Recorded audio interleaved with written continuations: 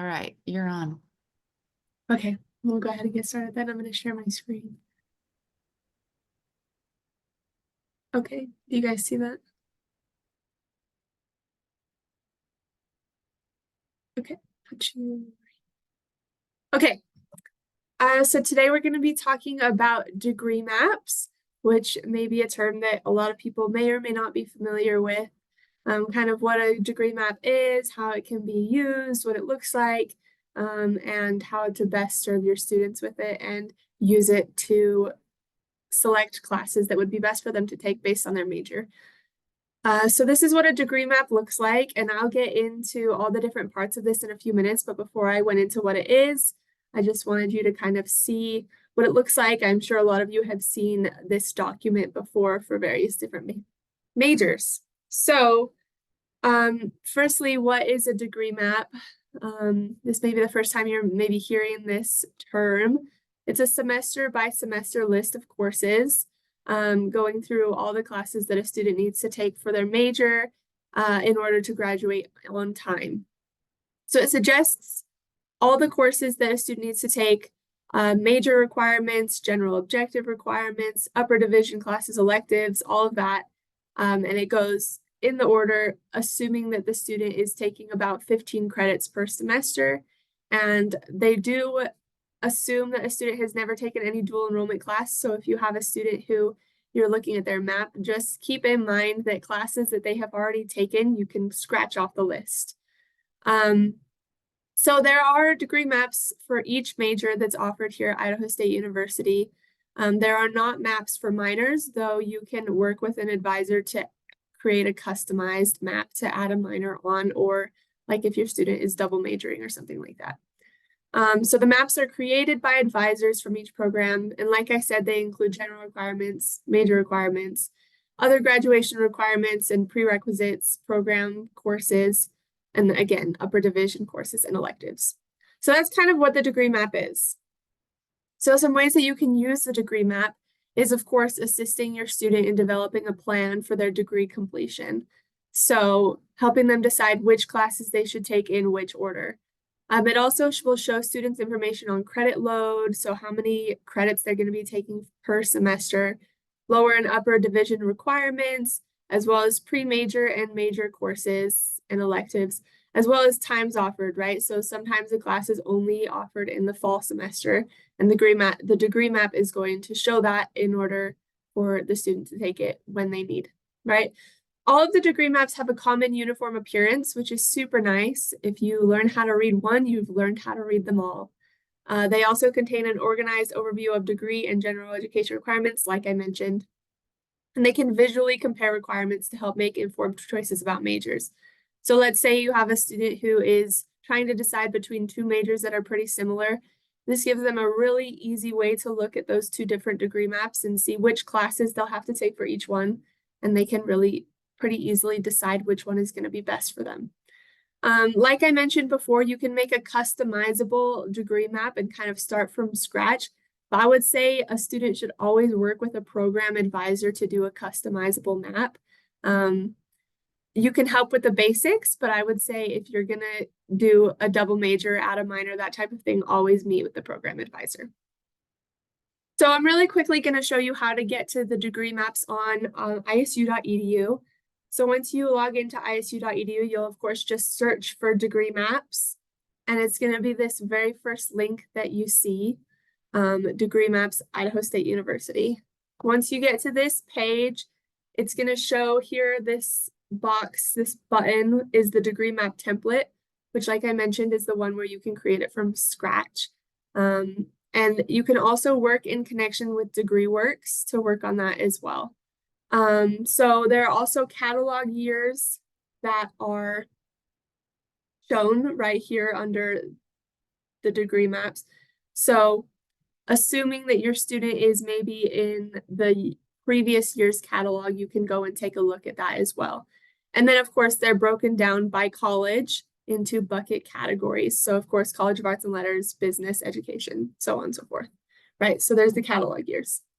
So once I clicked into the College of Arts and Letters, then here are all the different majors listed, again into bucket categories. So you can see we have social and behavioral sciences, fine arts, humanities, and global studies. So specific subjects all lined out by major. And then, like I mentioned, minors are not included, but you can always go and look at the catalog to see which classes are required for specific majors to add that on. So there are the bucket categories. So I went ahead and I selected the social work degree map just to kind of show you an example. I'm going to zoom into it a little bit further to show you some specific things that I want you to see on here, but this is what it's always going to look like. Up here in the top left corner, or really the center of that page, on page number 1, it's going to show the catalog year and the major, right? So if you have several of them printed out, that's where you'll see which one it is.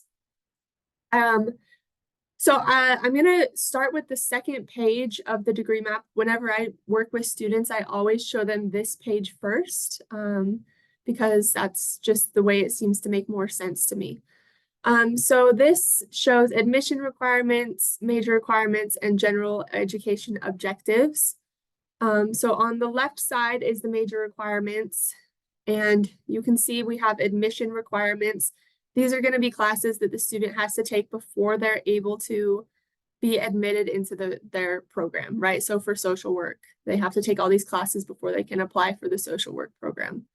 Then major requirements, all the classes that they're going to take as part of that social work major once they've been accepted into the program. Then, of course, on the right side, we have general education objectives. And I want to explain what I like to call double dipping courses, which are courses that fulfill both a general objective and a major requirement. There's quite a few of them here in the social work major. So as an example, for objective 6 here, behavioral and social science, sociology 1101 is required as part of the major and will also partially fulfill objective 6.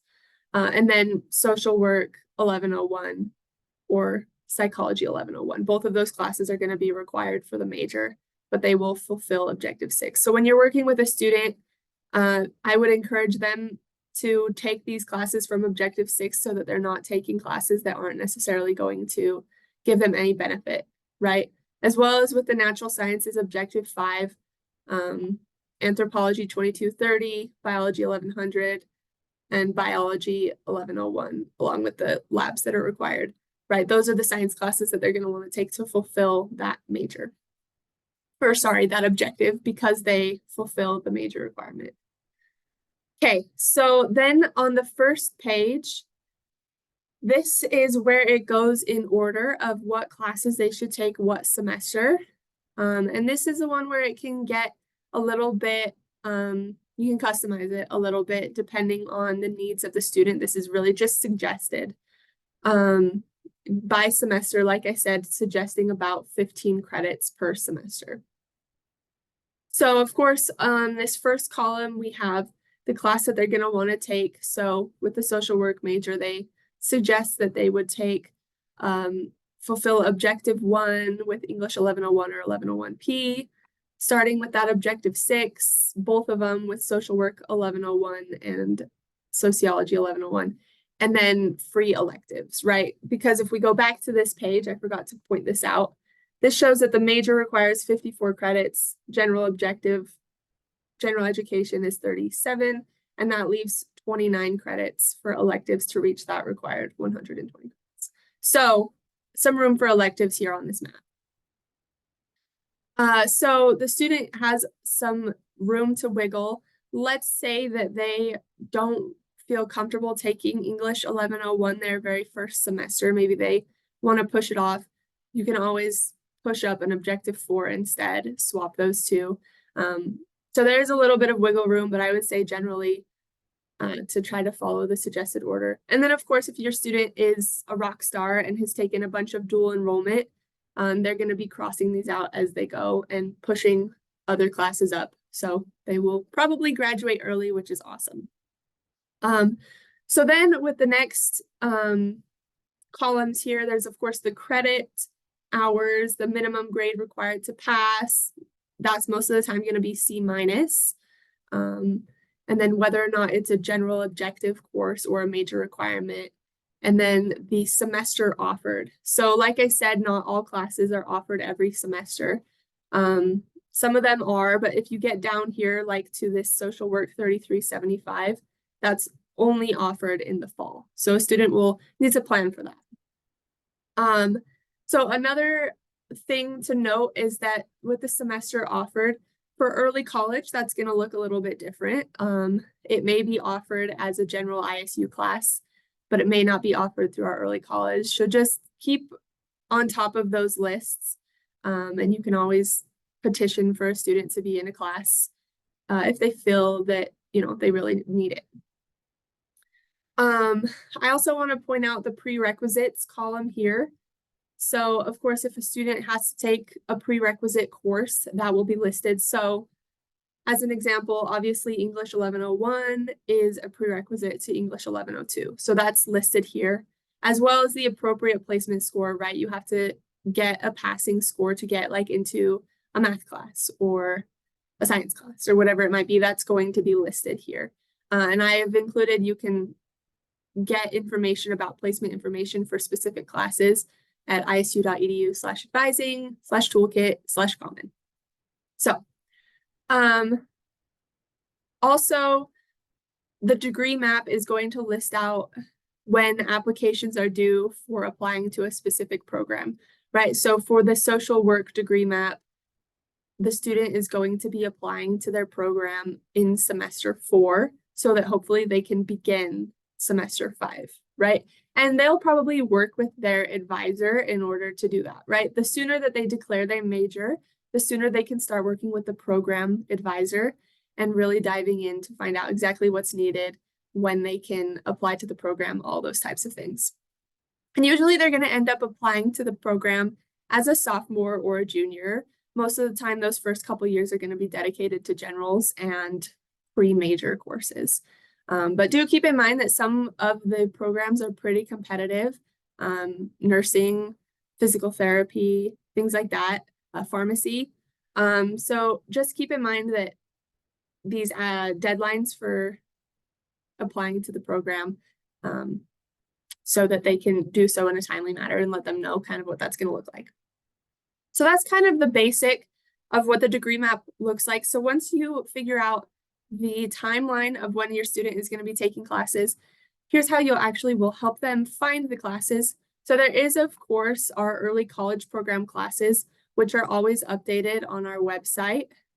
Right here, you'll be able to see which classes are offered for which semester that dual enrollment students can take, early college students. And then, of course, once maybe you're working with a senior who's going to be attending ISU in the fall and trying to plan out their schedule, you can always take a look at ISU's class schedule as well. I've put the link right here, but I always just find it by going to isu.edu and searching view class schedule and then clicking dynamic schedule.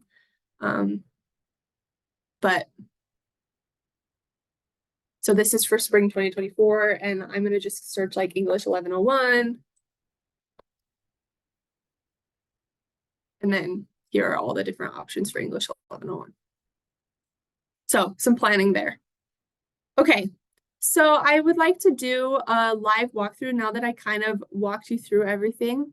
Go ahead and drop in the chat if there are any specific majors that anybody would like to see the degree map for.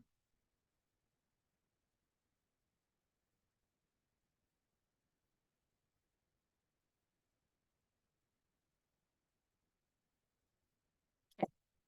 I see someone is requesting business, so we'll go ahead and do that one. So here I am at the degree maps website on isu.edu, College of Business, General Business. It's going to download as a Word document.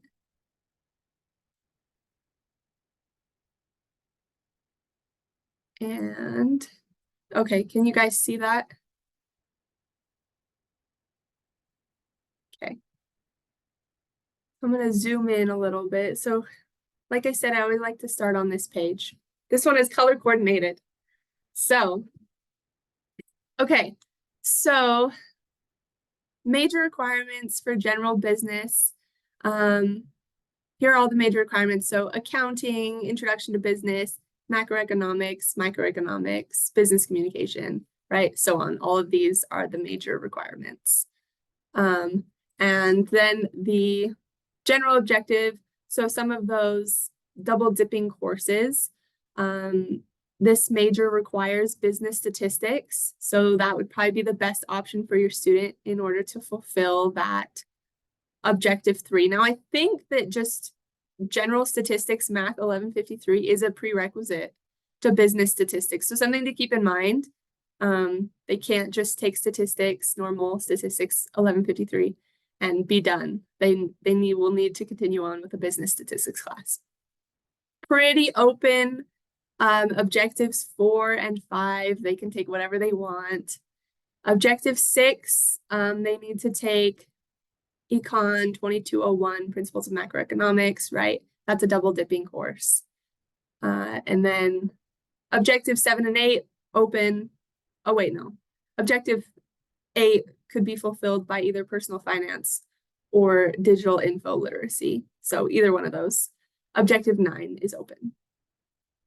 So then you can see that the major requires 75 credits, of course, 36 credits of generals, pretty standard, which leaves you with 9 credits worth of electives. Then if we go up here, this is the suggested order. Let's see if it says, so you can see some prerequisites and co-requisites here. Co-requisites, of course, have to be taken at the same time. So definitely you'll want your students to prepare to take these classes in the same semester. Does that help with that one? Okay. Any other majors that anybody else would like to see?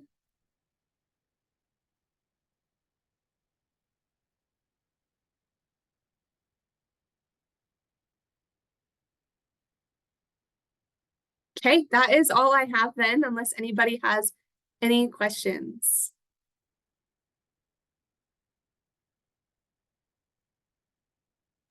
I have a question.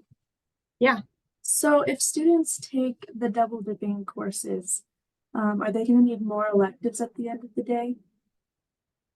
So it depends on what courses they take, right? So the double dipping courses are gonna fulfill both, right? So they're gonna get that extra amount. So they're gonna be able to take the electives doesn't change, I guess is what I'm trying to say. With the business where it requires 9 electives, that's not going to change if they take those specific suggested classes. Where if they took another class that wasn't the double dipping course, right? So they take business statistics is the required class for math, right? So maybe they take college algebra instead. That's going to count as an elective, right? So it may change depending on if they aren't taking the class that's suggested for the major. Awesome, thank you.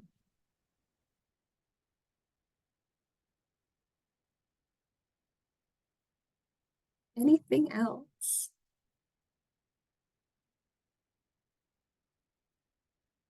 Okay. Well, thank you. Obviously, if you have questions, you can contact us. And yeah, that's all. So thank you.